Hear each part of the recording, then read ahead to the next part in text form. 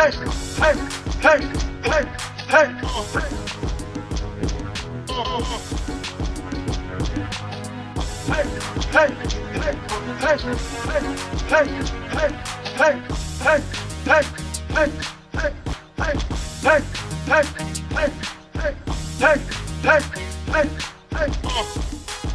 welcome back. We got another episode of the G.A.C. South Coaches Preview. Today, talking about school I don't know much about, so I'm looking forward to hearing from the head coach so that he can inform me of what to expect from this group from Francis Howell this year.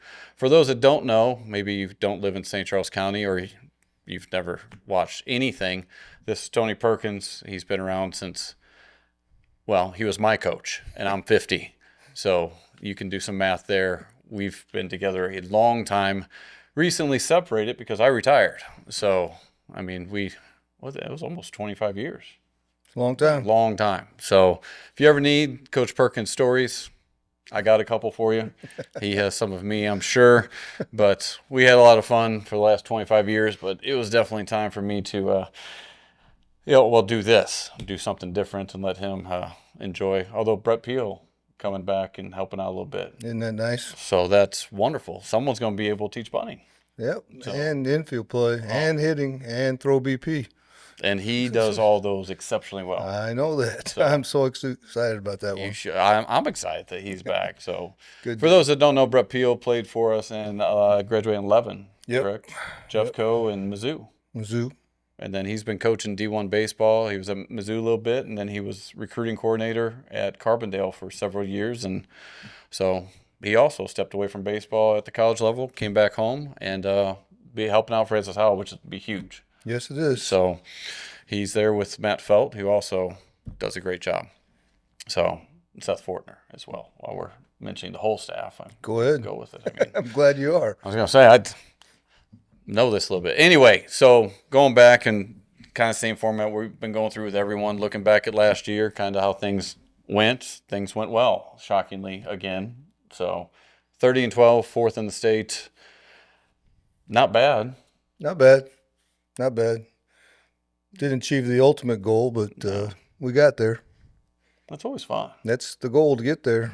Which, for those who don't know, that was the first time Howell's ever gone to 3 straight Final Fours. Is that right?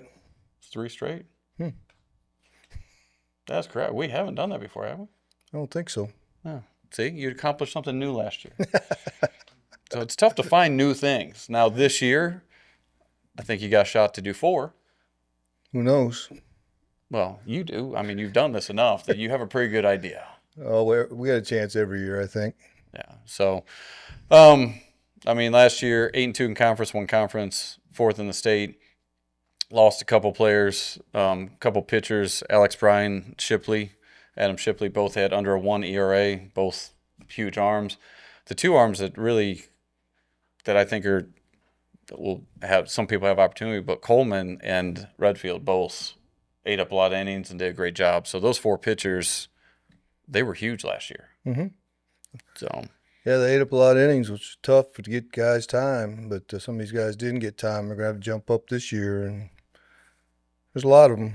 We got a long list. We got a lot of names on here, and there's some opportunities. I mean, you lose 4 guys that ate up a lot of innings. I mean, Shipley and Bryan started probably half the games, and then obviously got some back.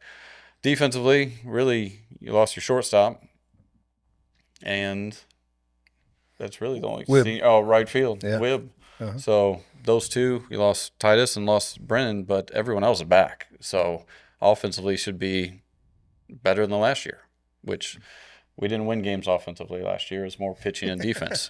Yeah. Which I think I talked to Eric a little bit about. I think offensively last year was one of the hitters struggled more last year than I've seen in many years. Like, just across the board, we didn't have really, in our conference or around the state, really that dominant hitters. Like, there were a lot of kids hitting 200 that were starting every day. Yeah, so, that's true. This year may be different, but last year was more pitching and defense, and there's different ways to win. So we're going to start basically we'll start with the infield because you got some guys coming back there. Brady Tanner was at second base last year, did a great job. You see him staying there. He's going to be on the field, but Yeah, that's a question. I had an interesting conversation with Mizzou about him in the summer, and they said it's kind of hard for a D1 or whatever to come in and say, "Hey, I'm going to go see a second baseman," or they'll recruit shortstops, Yeah. and then move that shortstop over to second base. So I've talked with Brady a few times about it, about moving him to shortstop, just to see, show it's the arm strength. I think it's good enough. I know defensively he's going to pick it a little bit, but I don't know. There's 3 or 4 different options in the middle, but Brady's going to hit, and I just saw him the other day, and he's gotten a lot stronger. A lot of our guys are really starting to look like men right now, and they got it figured out, and things are rolling, man. No, they definitely. I see a lot of these guys lift every day, and Rouser's gotten really big. Vaughn's gotten big. Like these guys are working hard. Lovelady's gotten big. Like I see them day in day out. I mean they're putting in the work, which you need to do. So besides Brady, obviously short's the one hole that's. I mean over the years you've had McCutcheon, then you had Ty, so you had two D1 caliber shortstops. You got Tanner. That's a possibility. What other possibilities do you have? We put Lovelady there. I mean, he's a middle guy, and Mason Bogart also could go in there and do that 'cause he was a middle infielder. I mean, I don't know. I mean, I could move Tanner over to short and then play those other dudes, other cats at second, but that remains to be seen. We get in practice and we rep it, and whatever Brett Peels tells me, we'll do. Good move. So that's middle, a lot of options there. Third base last year, Rouser stepped up and did a tremendous job over there. Oh yeah, what a great kid, and yeah, there's been a lot of things going on with him, and it's been really good. A switch hitter, and what he hit over 300 something. Yeah, I mean, he hit well, 340, 347. I mean, he yeah. was definitely one of our more consistent hitters. Yeah, he just keeps his mouth shut and does his thing. Defensively, he was great. I mean, just balls hit to him, he sucked it up and got her done, and put the ball in play most of the time. Can bunt, both sides. So he's a valid piece of the puzzle. He's signed to go to Maryville, join his brother there. So that's good for him. That'll be cool. No, he's one of the kids that came in. We talk about development over the years. He was little. I mean, he came as a freshman and has worked really hard to get stronger. And he's a big kid now. I think yesterday he told me 190, 195 is his goal. I mean, it's a big kid. But defensively, he was one of the surprises for us last. Like we didn't have third base last year, and he stepped up and really locked that down. Yeah, he was during always tryouts. a pitcher when he was younger too, but we decided last year just leave him at third and not mess with it since we had so many pitchers. Yeah. And the dude can throw it too. He can sling it. One of his best things he did last year was throwing bad the first time he threw. Then you didn't see him as a pitcher anymore. Yeah, that's exactly right. So he hit a kid or whatever. He had a real bad outing. He had one bad outing. He was capable, but go to third. yeah, he didn't throw well. Next, we got other options. You can stand over there, which he did well. Worked out great for us. No, I mean he was great, and I know he'll be great again this year. So yeah, Rouser, you got shortstop, you got some options. Second base, you got options. And then first base, last year Vaughn went from the outfield to first. I'm assuming he'll probably stay. I don't know if he's going to Wichita State for first or outfield. Do you?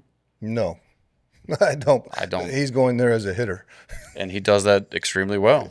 Yeah, I mean, I was really pleasantly surprised at how well he was defensively.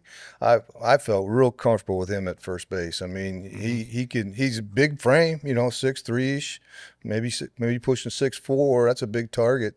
Not as big as 6'7" we had before that, but he can really scoop it, and he's a good job picking people off, and defensively he's solid, But it's cool about him. I could throw him in the outfield. I mean, if we have another option at first, which I don't know who that'd be right now, but who knows? I don't. And that's what last year, that was obviously Norfleet left. That was a huge target. Mm-hmm. Vaughn comes in. I think Vaughn's hands are better. He moves around the base better. Yeah. I mean, a 6'3" target's not bad. He made some great catches in foul territory, too, against the fence and jumping over the fence and snagging them. I mean, it was just like, wow, ESPN plays, man. Like, that's cool. Oh, and he's working his butt off, getting bigger. Mm-hmm. He's going to swing it. He always has. I mean, He's done that well. So yeah, he'll be in the middle of the order. Absolutely. Well, speaking of the middle of the order, you go out to center field. Yeah, he'll be in the middle of the order. Yeah. Leo has been there. This is 4 years. I mean, the very few 4-year starters at Howell. That's true. Leo Humbert's what we're talking about, and I think, let's see, Ty was number 3, and Leo will be number 4 of guys that have played varsity for 4 years at Francis Howell. So it's not common at all. And No. there's got to be a lot of things fall in place. There's got to be a need, and they got to do the job and whatever else. But second Leo walked into the practice, I mean, he started dropping bombs from day one. I'm like, wow. I mean, a lot of times, and Coach Sissel will tell you that, I'll bring kids up just to get a look at them, and see what they're all about. But the ball just comes off the bat differently with Leo Humbert, and people don't realize how fast he is as well. Yeah. So we lost him towards the end of the year, and he came back, but he played soccer this year, and I think he's good. I mean, he's still working out, and I think he played soccer just to prove to people that he'd be all right. But that's cool. No, He's committed to Mizzou. He's signed and going to Mizzou, and he's going to be an asset. I mean, the kid can flat out hit. That first BP session after he hit a couple off the softball field, softball dugout, I pulled him behind him like, look, you're not going anywhere. You can just relax because. Yeah, I was tooling out there and picking up balls in the softball bullpen. I'm like, wow. Yeah, between him and Norfleet, those balls were going a long way, and Leo continues to. And he's such a good kid. He works really hard. He keeps his mouth shut. He's not, that's one aspect that he could maybe step it up a little bit, be taking on a leadership role on team, but, that's something he could work on a little bit. But I love his demeanor. I love the way he approaches the game, and he's, just calm and cool, and just when it's game time, man, turn that switch on. Look out, brother. No, he does everything the right way. He's a great model for those kids and for everyone. I mean, he's what you hope. So he will be missed next year, but this year you still got him. So Enjoy that one. But that does leave open right field. Wibb is no longer there. He's at Rolla. And then left field, there were a lot of different players kind of rotating through that. What kind of options you looking at for those positions? That'll be pretty much the same as last year, I think. But I think that's a good place where Shake Specker, the sophomore kid, we had him up last year as a freshman a little bit. Great athlete, played varsity football. He switch hitter as well. So that's going to be cool to have some switch hitters in the lineup again. But, yeah, he can slide out there any of those spots, If Bogart doesn't play in the middle, he can go out there. He played left field for us quite a bit last year. Another switch hitter? Another switch hitter. Yeah. It's so fun when you got a guy up and they're thinking about making pitching changes and doing the right-left matchup stuff, kind of stuff. It's like, good luck, buddy. Next two guys are switch hitters. That's fun for me. There weren't any. We didn't have switch hitters for, it's been a while. Yourself. That's Rogers and some, but you go through the mid to when your sons were there, we didn't have a lot of switch hitters. And then all of a sudden we had 3. Yeah. And then Shake, and definitely some options with that. And then Craddock is coming up. He's a junior that plays outfield. Versheldon plays outfield. Eli Miller plays all over. Yeah, he's another guy that can play shortstop too. He's our shortstop on our JV team, and he's the third brother to come through, and he hits, So he's going to be in the battle for playing time, starting time. It's just going to remains to be seen what happens, but that's besides the other guys where he talked in the middle. He could be the guy too as well, and I hope it works out and see what happens. That's the key to our place. You hit, you're in. That's that's where it's at. It's not a secret. If you can hit, you're going to be alive. Right. And you got, obviously Rouser, Vaughn, Tanner, Leo have shown they're going to hit. Yeah. But those other positions, if those younger guys come in and hit, they're going to have a chance. Yeah. If Shake can hit, if Craddock can hit, Miller, whoever, we're going to get a chance to play. Yeah, Craddock's got a chance too, man, because he's another one's second brother, whatever. But, he can really – he had a good summer, and, he had a good spring. And he's a big kid. He's a big, strong kid. It's potentially one of my guys. That's what I think. That me and Eric were talking about. It's fun to see the younger kids and giving them opportunities to see who grabs that opportunity and runs with it. and who That's just what we isn't ready. do the first part of the season, though, with the Troy tournament and then Midwest Classic tournament. I mean, I'll bring some guys up and let them go and see what happens, And if they succeed, they're going to stay. If they fall on their face, they're going back down, and that happens yearly. Sometimes it happens. Sometimes you're like, well, we're not taking him back out. No. So, which brings us to the position that's probably been the biggest question the last couple of years, the catcher. But at least this year you do have a returning catcher that got some time last year with Laird Van Siever. Great athlete, and yeah, he got his feet wet last year, and really, I mean, he's our guy. We'll see what happens. I mean, he's another soccer guy. He's great, and he wrestles. He's wrestling too, I think. From what he told me he was going to. I don't know if he is or I know not. he has in the past. Right. I mean, he's a strong kid, and nobody's got a better work ethic than that dude, man. He works his tail off, and if he can receive and just be a catch and throw guy as much as he possibly can, he'll be my guy.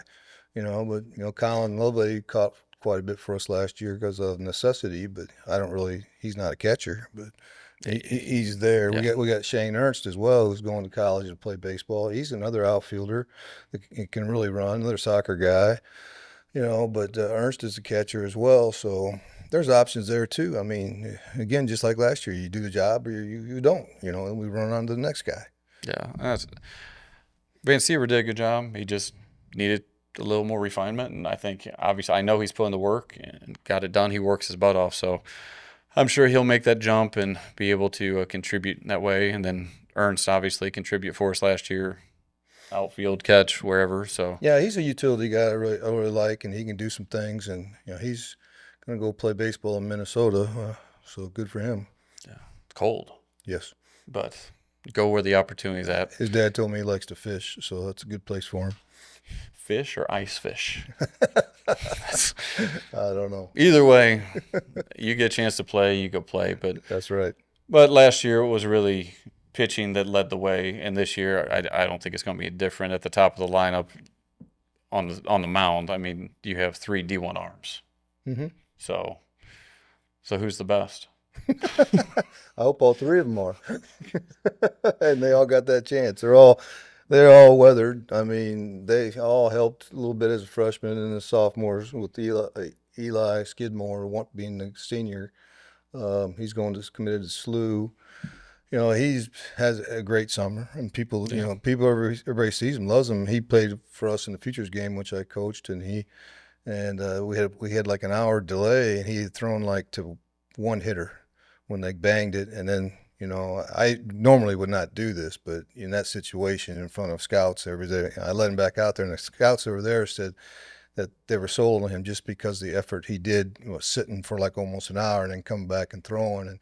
And as far as competitor, there's not many people more competitive than Eli Skidmore. No, he's very competitive, good leader, quarterback in football. So a lot of those qualities you look for. Dad's a coach. Yeah. And then you have the other 2. Sorry, computer went off. It's back on. Saved us. But the 2 Mizzou commits, you have Dylan Curtis and Jake Bretschneider that both are only juniors and only going to get better. And both of them last year were extremely reliable and just did a great job. Yeah, both them 2 played in the Futures Games thing as well. I got to see them throw in games, and it was fun. And they lit it up, and people just were like, wow.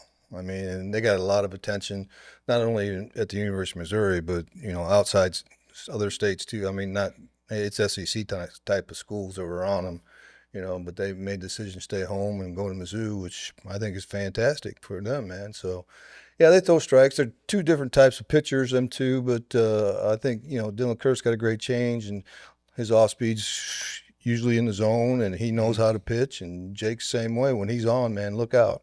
And they both have touched 90 off the bump, and I foresee that to rise up just a little bit just through their training and what they're doing, and I know that they'll get a little bit more than 90. So, but that's not the goal. You got to learn how to pitch, and I think they both understand that they need to have their off speed to be successful guys, and they're baseball guys, man. That's all they do. So, and that's you got 3 D1 pitchers, but at the same time, those are only 3 guys that started for you last year. So I think that's just look at the roster. I mean, it's loaded with talent everywhere. But it's always those, and every year we've talked about it, you're going to need arms to step up and fill roles and eat up innings. And there's a lot of options here. Who do you, I mean, you can go through that. Shake Speckert obviously throws very well.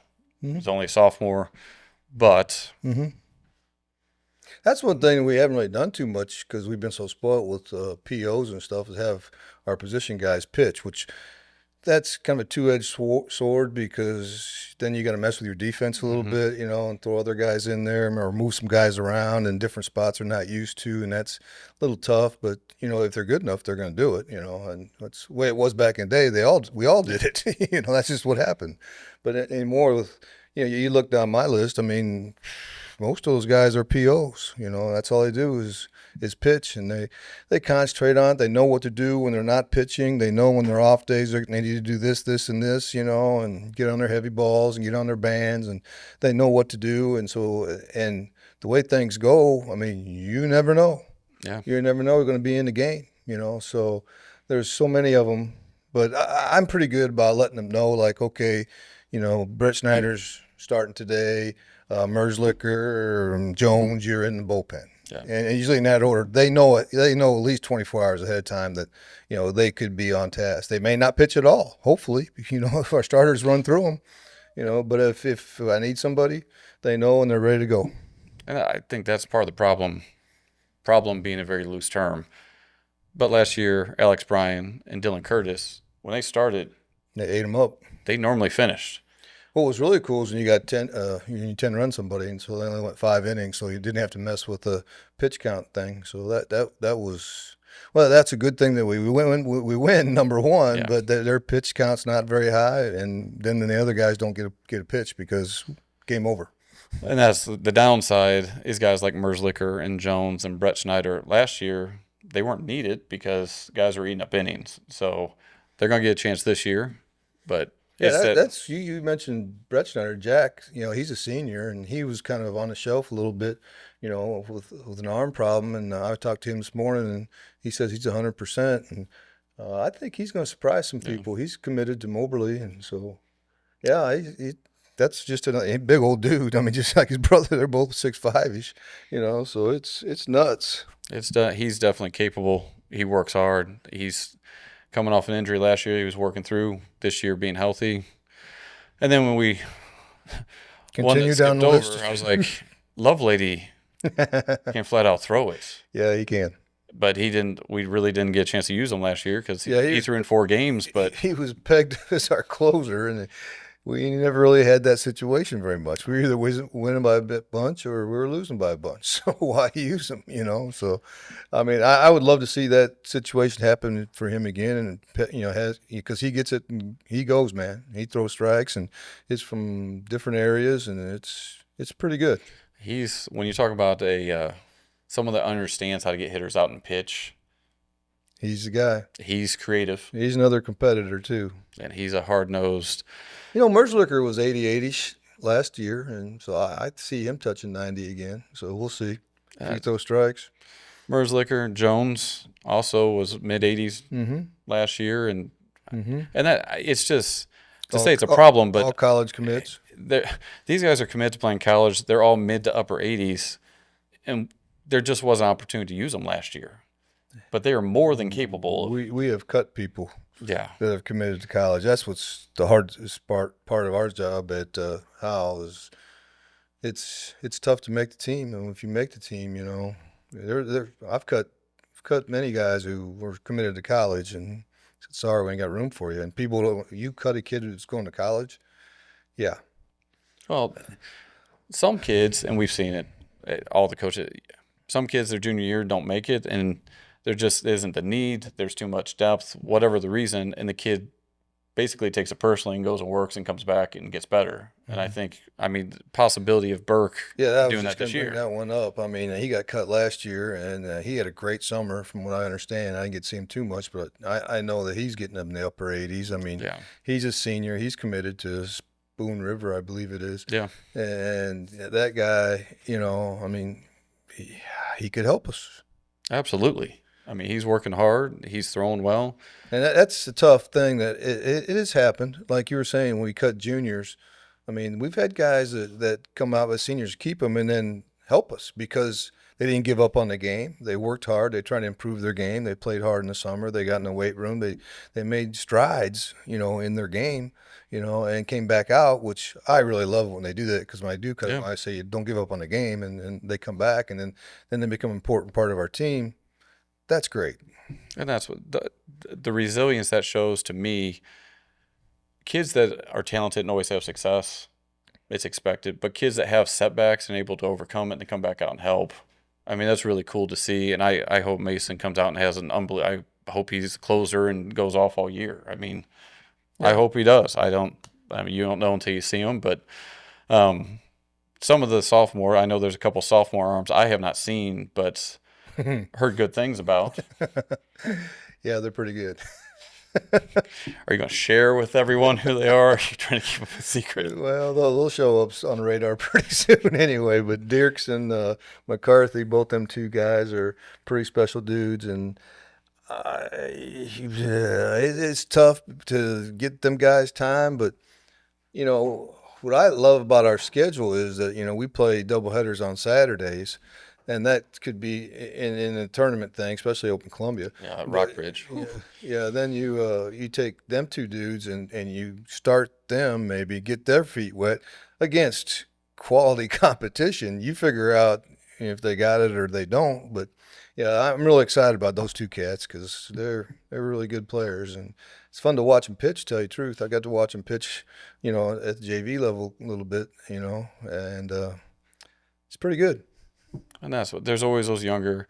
There's three sophomore arms that potentially could get a lot of. I mean, with Shake and then McCarthy and Dirk. I mean, those three could. Well, yeah, Shake could start too, That's but he really hits. a lot of problems. Yeah, he's got problems. Whatever.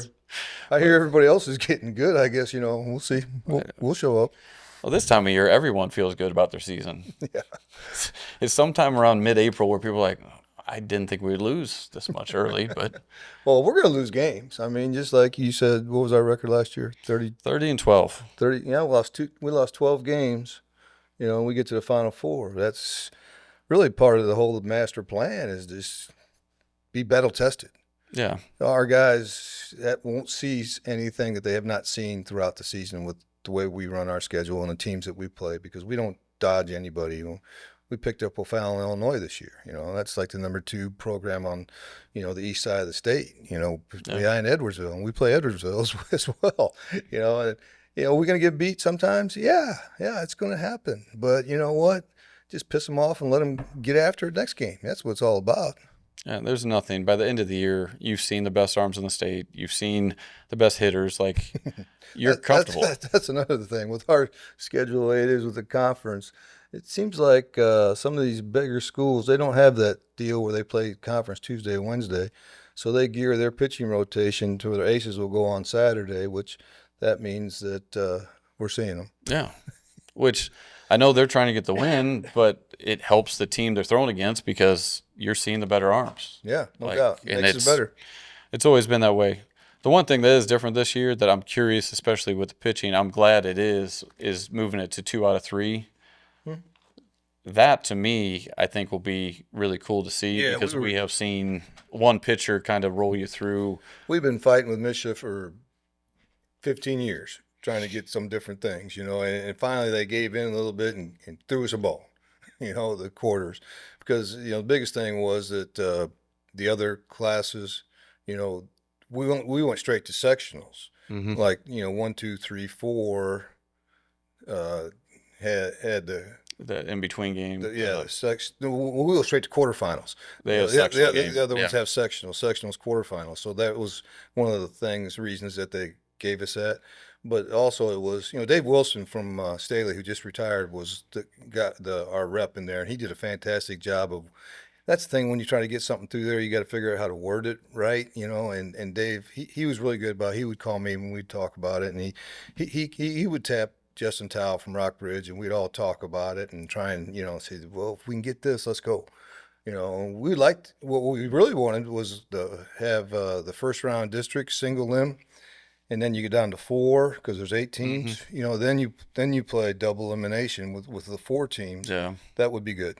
And that's what we wanted to see happen, but we didn't get that yet. But we're still struggling. Well, it's the worst thing about Missouri high school baseball is, one day you have a bad day and you run up against a good pitcher, your season's over. And if you do best 2 out of 3, your best indication of your best team, that'll give you a representation of that, and that's a positive move. Well, and with the pitching staff that Howell has right now, Curtis Bretschneider, Skidmore, 3 D1 arms, they're legit arms. But that's still not going to be enough to get, if you play all 3 games, unless they go complete games, now you're looking at other people that you're going to have to develop through the year. There's more of a true test of the depth of the staff and not just what I call the Tim Melville rule from back when, if you face Melville, you were in trouble. Tankersley, the same thing back in the day. I mean, there's been pitchers come through, and I think even Naputi a couple years ago, it just worked out. You were in trouble. He, as far as a competitor, understand how to pitch, was as good as anyone we've seen. Yeah, no doubt. We've had. I mean, But that's another thing that we're a little bit ahead of the game because of our depth. Yeah. And we'll play 5, sometimes 6 games a week, Or 8 with the Rockbridge tournament. With 8 with the Rockbridge, whatever, and it doesn't bother me. It forces me to use these other guys, and, if they stink that day, they stink. I just run out the next guy. I mean, you just keep running through. But other teams, you get down into, after their first 2 games, and they got to throw their second baseman, or they got to throw their shortstop, or they got to throw their catcher. That's where we're a little bit ahead of the game because I'm shipping POs out there. That's all I do is pitch, and that's their livelihood. I mean, that's where we're just a little bit ahead of the game. I'm not afraid to play a bunch of games, and we'll do it. Yeah, I'm looking forward to the playoffs and seeing how it plays out and seeing, because there have been years that you just caught a pitcher, you just have that day, and you get knocked out when.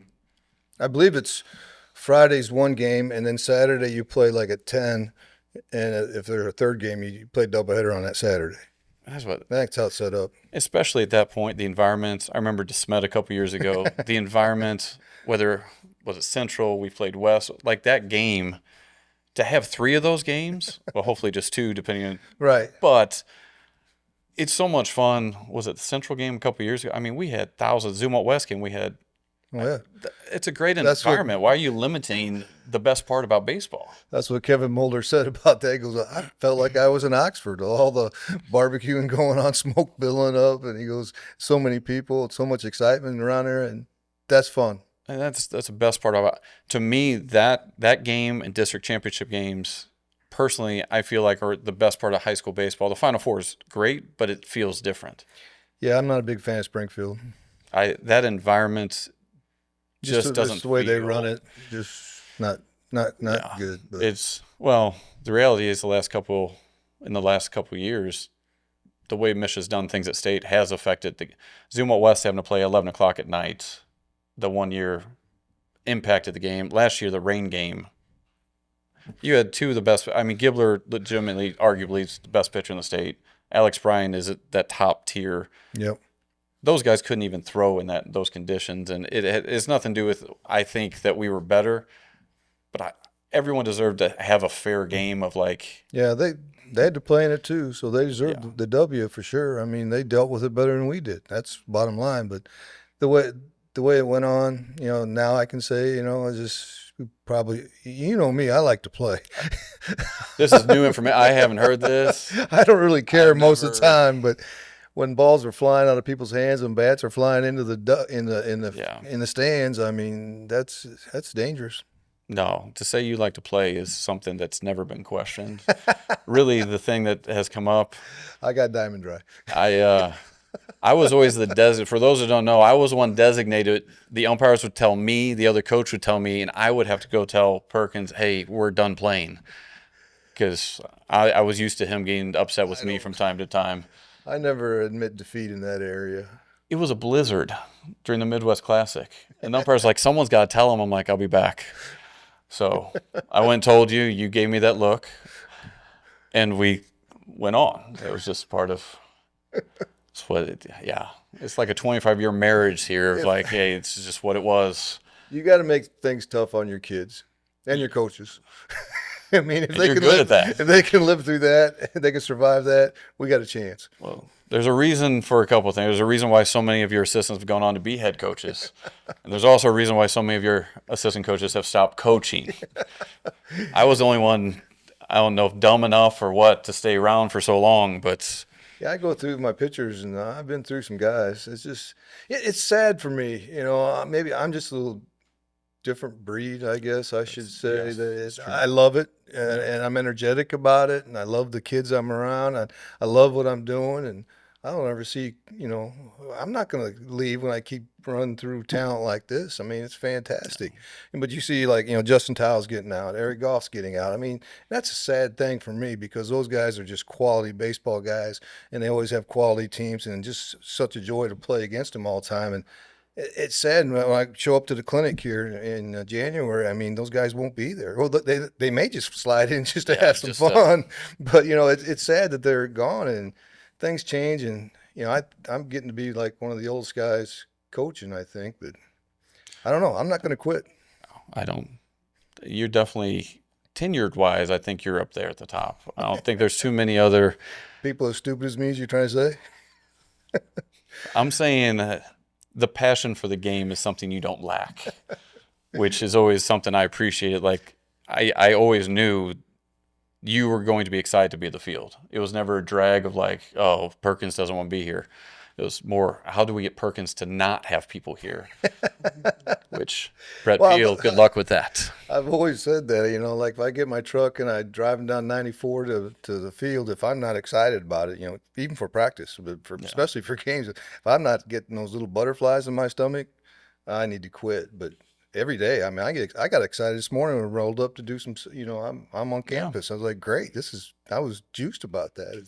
Get to be around the guys and talk to them a little bit. It's fun. No, baseball is a great game. I mean, I'm not going to be coaching like I did, but I'm still going to be around.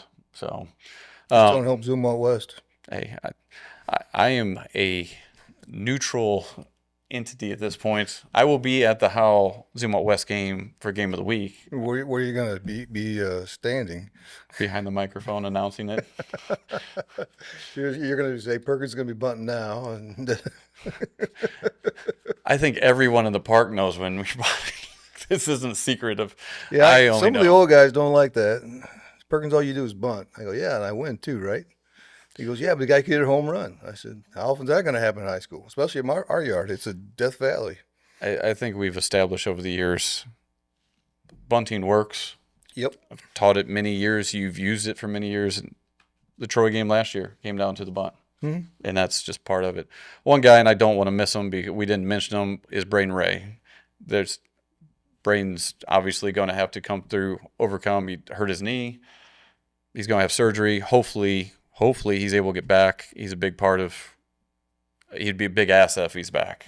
That's kind of unknown. Yeah, he's a lefty, and, I got to stay optimistic and say he's going to be back. But, he had a 1.87 ERA and 7 appearances. Very good. I mean, he can really pitch it as well. And sucker hits a little bit too. Yeah. I don't know. If he comes back, he probably won't hit for sure because I'd probably just let him pitch. Yeah. I mean, he would probably be my number 4 for sure. I would think. Yeah, I mean, I hope that it works out for him. And that's just another note where you shouldn't do things that you're not real good at and just messing around. Like play basketball or soccer or it's happens every couple of years. Someone gets hurt playing something else, which just messing around. They're kids and they affects their careers. Yeah. But hopefully he gets back. He recovers from surgery quickly and gets back on the field. But anyway, I'm looking forward to being out and around, and I'm sure I'll stop by practice and Yep, you're always welcome. Yeah. I'll be around. I have all these kids in class. So anyway, appreciate you talking about this. I'm sure we'll talk more soon. And so that's Francis Howell going into next year. That's kind of what to look forward to. You're going to see a lot of pitching. You're going to see returning hitters. You're going to see some bunting. So, and you're going to see Perkins driving in circles on the dirt, which is just his time before he talks off. That's calming time for me. I need to gather myself sometimes. Yeah. I do get angry at times. Never seen it. Yeah, Never seen it. Anyway, thanks for coming. Next week, come back, see us again. Thanks, guys.